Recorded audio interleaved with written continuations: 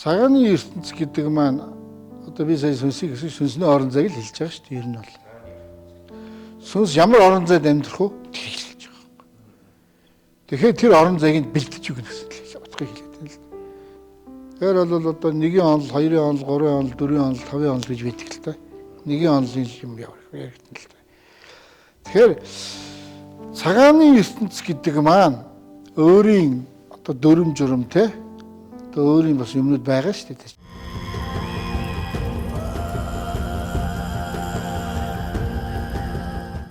Одоо бид бол яг харийн ертөнцид амьдарч байна. Тэгэхээр одоо ийшээ гарлаа бүх юм хар. Одоо ерөнхийдөө энэ ертөнц бол тэр чигээр л хар гэсэн. Бохирдол байж байгаа. Яг л биднээс тэр чигээрээ бохир нөгөө жөтгөр шулам нөгөө дээрээс нь одоо нөгөө сүнснүүд яваагүй сүнснүүд одоо энэ хотууд чинь хэдэн зуун сая тэрбумаараа сүнслэр хийдэг шүү дээ. Яг зэрэгцэн оршиж амьдарч байдаг. Тэднээс нь ингээл одоо тэгээд одоо гадаадд сууж байгаа монголчууд ч юм уу одоо мэдсэн хүмүүс байдаг шүү дээ. Жишээ нь унтж байгаа өөрийг нэгэ дарчдаг. Дараад босоо босч чадахгүй. Тэгэхээр яг тэрийг бас мэдэрсэн биш. Тэгэхээр тэр чинь л нөгөө сүнсэнд харуулсан.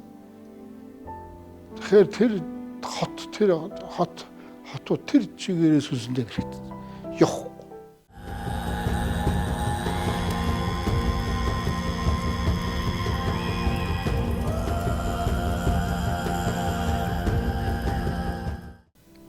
Тэгэл өдөртөө одоо хүний энэ биеэр л одоо хэд доз гарч идэм 20-30 удаа орж гарч идэг. Тэгээд тэр уур уцаа өөрийн эрчим хүч энерги бүх юм сорж суучдаг. ертөнц шүү дээ. Манай харийн ертөнц. Бид бол харийн ертөнцид амьдарч. Уул сангаа дэлхий байгаа одоо уулын эзлүүч шиг адилхан гэж ялгаагүй. Бас адилхан. Хийх ажлыг хийж чадахгүй. Тэр нөгөө муу зүйлүүдэд баригдсан. Тэр муу зүйл хийж байгаа. Одоо жишээ нь алт эрдэнэс ухааны нэгд чинь тэр уулын эзний одоо унтуулж тийм ээ. Одоо энтэй холбогдлолтой бас нөгөө шашин ч ороод ирж байгаа. Нөгөө шашин маань буруу үйл гэж эхэлж байна. Яагаад гэхээр хэсэг бүлэг хүмүүсийн эрх ашиг тэдэнд үйлчилж номуудаа одоо уул усны эзлүүдэд хэрэгжилж эхэлж байна.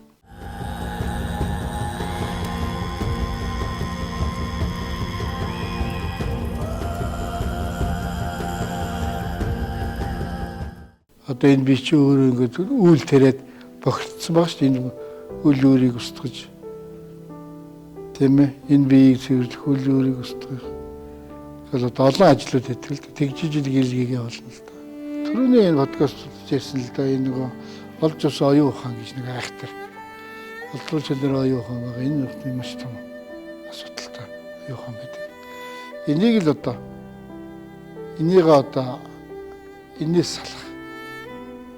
Энээс сална гэдэг чинь яа гэвэл өдөр тутамд л тэр одоо оюун ухааныг өөртөө хэрэглэж тийм ээ. Тэгэл одоо нэгсэн төрөөсөр юм уу яадаг нэг одоо орчин цагийн хэллэгэр бол тийм ээ. Төрөөсөр гэдэг тийм. За би чиний оюун ухааны өнөөдөр нэг хэрэглээл хүчдэг. Тийм л журмаар ажиллах юм. Гол юм бол тэр л дээ энэ оюун ухаанаас асуудалтай л да.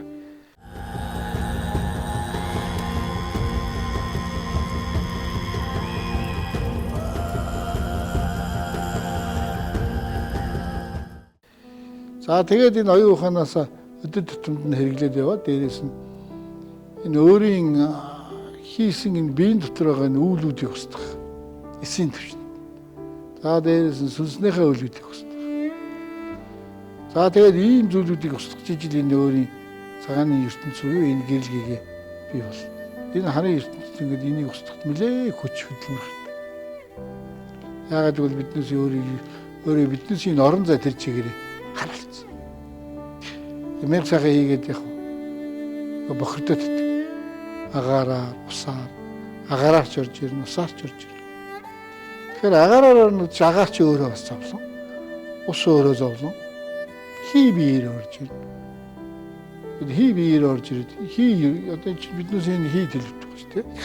Энэ бол бүгд очив. Яг тэгэхээр энэ өөрөө зовлон.